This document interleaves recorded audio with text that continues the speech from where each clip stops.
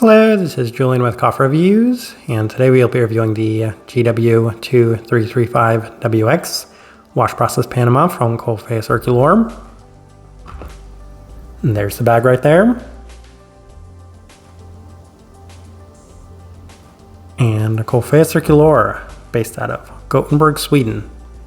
And this is the first of two Panamanian geishas that we included as part of our Gala Morales order. And while I've really enjoyed reviewing Ecuadorian coffees over the last couple of years, I do believe that Panamanian geishas are still my favorite coffees to review in the entire world, as I cherish and embrace any opportunity I get to discuss one, especially when it comes from one of my favorite coffee roasters in the entire world. So I'm definitely looking forward to discussing this one, as this right here is day 43.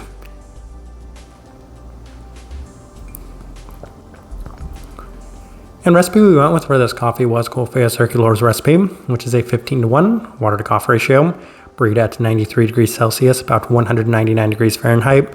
And I also like this one best through the Chemex, which indicates a more medium grind.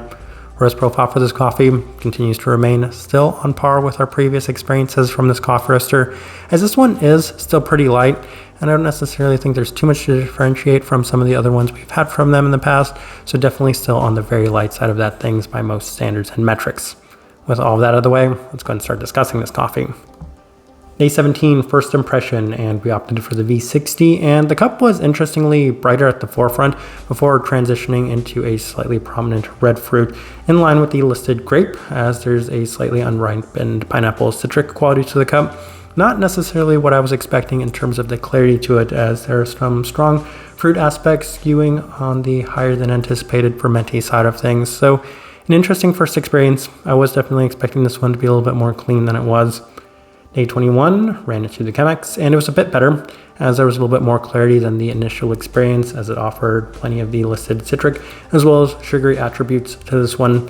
In addition to the strong intensity, there is a longer than anticipated lasting finish within this one, and in addition to that, a fair bit of the listed grape attributes. A more soft citric and floral tone can be found underneath all of this intensity, so it was pretty well layered, but there's a lot of different profiles within this one, so a lot of complexity from what you might expect from a Panamanian geisha. Day 25, through the April brewer, and the cup is the most well-defined it has been up to this point, with a very notable pineapple-like attribute to it, and it's at times reminiscent of what I'd describe as, well, just a pretty straightforward pineapple juice. In addition to that, there's plenty of sweetness to match the slightly darker floral components to this one. So once again, just experiencing a fair bit of different things on this one throughout, depending on the day and the temperature of the coffee itself. We continue on to day 29 as we ran it through the V60 with Coffea Circulor's recipe. And this is the best that had been up to this point, as it was offering a little bit more clarity with the sweetness skewing a little more in the sugary direction. In addition to that, the pineapple is notably cleaner today, as well as a well-defined and lingering citric quality to the cup. It is pretty intense, as it has been up to this point, but as of this moment, it just continues to kind of increase in the overall intensity. Day 33 through the Chemex with Coffea Circulor's recipe, and this is actually the best that had been up to this point, as it's the highest level of clarity we've experienced. So if anything, I was noticing the coffee just increasing over time in terms of the cleanliness to it. It's offering a fair bit of the sugariness once again. It's best right off brew, as some of the slightly heavier fruit qualities as well as graininess does present itself a little bit more on the cool down. But from my experiences, I would say nice clarity right at the forefront and a pretty well-defined citric attributes to it. Day 37, final day with the Chemex and Coffea Circulor's recipe, and it remains the best it has been, with a darker colored fruit and floral component, as well as some pretty strong and well-defined citric attributes. In addition to that, most specifically, the listed pineapple note that continues to remain one of the most defining and dominant factors of this one.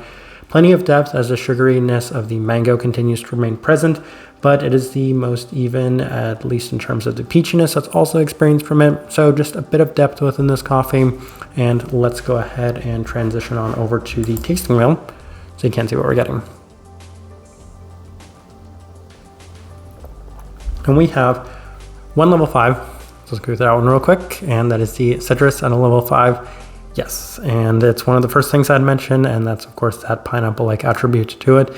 And I've experienced pineapple in so many coffees in the past, and this one right here just is as equally pronounced and strong and long-lasting as any of those other pineapple components that may not have necessarily been a overly heavily processed coffee. So by that mark, I felt like it did justify that level 5 mark, as there's really nice definition and clarity specifically pertaining to that note. In addition to that, we have quite a few level 4s. We'll start with the cleanliness level 4. And I mentioned pretty early on that I was experiencing a slight bit of fermentiness within this one, and it's something that I can't necessarily explain, as at times when it comes to Panamanian geishas, I shouldn't just encompass all of them as scoring that level 5 in terms of clarity. And this one kind of demonstrated that, as it was a little bit of a challenge to actually get the clarity up. I really wanted to see if I could get that level 5 mark, but I don't think this one ever had level 5 potential in terms of that cleanliness. So if you just assume because it's a Panamanian geisha that's going to reach that level 5 in terms of cleanliness, that's not necessarily always the case. Finish, level 4. So for as strong as that citric attribute was within this one, it didn't necessarily overbear in any specific direction. So I felt like the level 4 in terms of finish was pretty good for this coffee. It's a little bit more even than the tasting wheel might insinuate based off of how strong a lot of the fruit profiles are within this one. So level 4 just felt like the best place to put this one. Sweetness, level 4. Yeah, it's a little bit sweeter of a coffee, and I think a lot of that is attributed to the fact that this coffee didn't always feel like a straightforward washed Panamanian geisha. It felt like there was maybe an ever so slight bit of processing to this one, just based off of how intense it was. So level 4 in terms of sweetness does seem to just represent a lot of the more, we'll just say, intense characteristics of this coffee. Florality, level 4. So that's one of those things where I mentioned it was a little bit more in line with some darker floral components, so something a little bit more like a lavender sort of thing. But even then, I would say that it's somewhat secondary and at times tertiary to a lot of the fruit factors that were present within this one. And let's discuss those real quick, starting with the berry. And that's a little bit more akin to a darker fruit profile once again, and I'm thinking most specifically of like a darker grape component to it, as that's what this coffee at times reminded me of the most. It had some just strong intensity, and given the fermentiness to it, I'm like, okay, these two things really seem to offer a fair bit of the dominating aspects within this coffee. And while there were a fair bit of sugary components to it, I felt like at times those fruit components were the ones that were really dominating the rest of the cup. Stone fruit, level 4, and while I've mentioned those being the most pronounced ones, I would say at times the sugariness did not necessarily always take a backseat to those. It was also pretty well pronounced at certain times, though maybe not necessarily as consistent as some of the other fruit profiles within this one.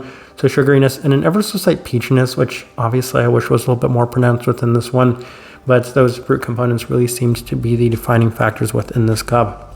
Then we have one level 3, which is the acidity. And again, not necessarily the most acidic coffee, though the way I brew a lot of their coffees doesn't necessarily seem to bring out that really strong brightness that can be within these coffees. So I think maybe level 3 is a little bit more expected within this one. And then I think the only other thing worth discussing in this tasting wheel is the body had a level 2. And even with this one being made with the Chemex, it did have an ever so slight bit more texture than just a straightforward tea-like Panamanian geisha. So that goes to show that maybe some of your perceptions at times of what you might expect from a coffee won't necessarily always come true, as I do think that this is a pretty nice representation of what I got from this coffee. All right, so my overall thoughts and impressions of this one. I feel like it's pretty straightforward to say that if we're not scoring level 5 in terms of clarity for a Panamanian geisha, then it's probably not going to be anywhere near some of my favorite Panamanian geishas of the year. This one was just not necessarily for me, as I couldn't help but feel that it had a slight bit of processing. That's not necessarily for me to say that I thought, oh wow, this is a very strong processed coffee. Basically, it was me saying that this was not necessarily as clean as I was hoping for a Panamanian geisha.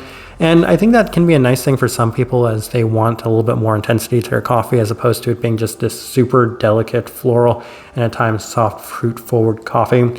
But for me, I mean, if I'm buying a Panamanian geisha, then that's exactly what I'm looking for. And this one didn't necessarily offer that to the level that I was hoping for. So this one is not necessarily going to be my favorite Panamanian geisha of the year. The type of person I would suggest this coffee to, alongside of what I've said just recently. And I think maybe the best direction to kind of point somebody towards for this one is if you tend to like natural Panamanian geishas a little bit more, but you're like, I need a little bit more clarity from them, then I feel like this one slots into that really well, because it did have really nice clarity. If I'm looking at this from the perspective of being a natural processed Panamanian geisha, and I could say excellent clarity while not sacrificing a lot of these sweeter fruit profiles within this one, as the cup continued to remain sweet throughout.